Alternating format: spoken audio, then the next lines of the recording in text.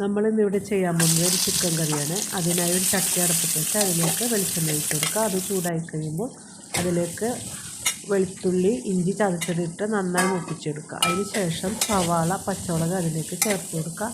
എല്ലാം കൂടി നന്നായി വഴറ്റുക. അതിന് ശേഷം അതിലേക്ക് വേപ്പില ആവശ്യത്തിന് ചേർത്ത് കൊടുക്കുക.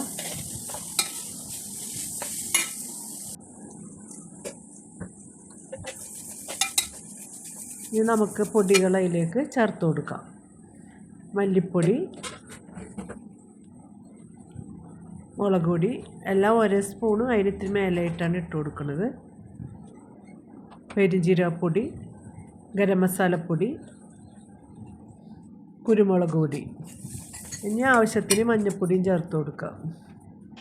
എല്ലാം കൂടി നന്നായി മൂപ്പിച്ചെടുക്കുക.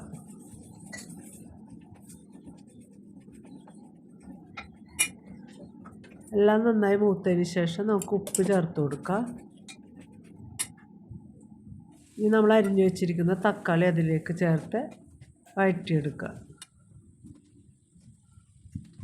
നേരിയ മധുരം ഇട്ട് കൊടുക്കുന്നുണ്ട്.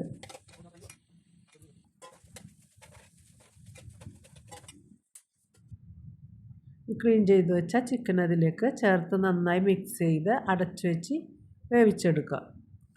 ഒട്ടും തന്നെ വെള്ളം ചേർക്കേണ്ട ആവശ്യമില്ല. ചിക്കൻ വേകാനുള്ള വെള്ളം അതിൽ നിന്ന് തന്നെ ഇറങ്ങി വരും. നമുക്ക് ഇത് മിക്സ് ചെയ്തതിന് ശേഷം അടച്ചു വെച്ച് വേവിക്കാം.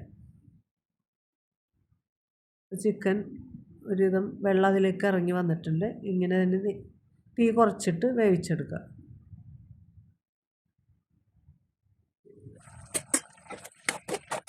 ഈ സമയത്ത് ഉപ്പ് എന്തെങ്കിലും കുറവുണ്ടെങ്കിൽ നമുക്ക് ചേർത്ത് കൊടുക്കാം.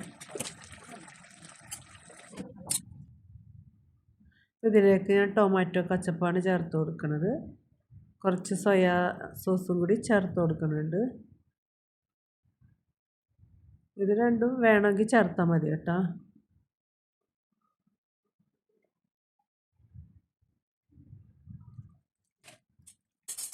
നമ്മുടെ ചിക്കൻ കറി ഇവിടെ റെഡി ആയിട്ടുണ്ട്.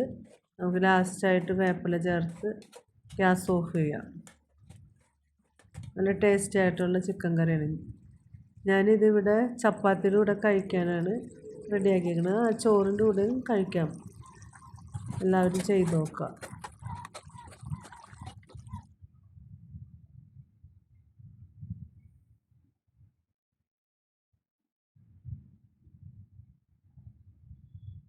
എളുപ്പം ഉണ്ടാക്കാൻ പറ്റിയൊരു ചിക്കൻ കറിയാണ്.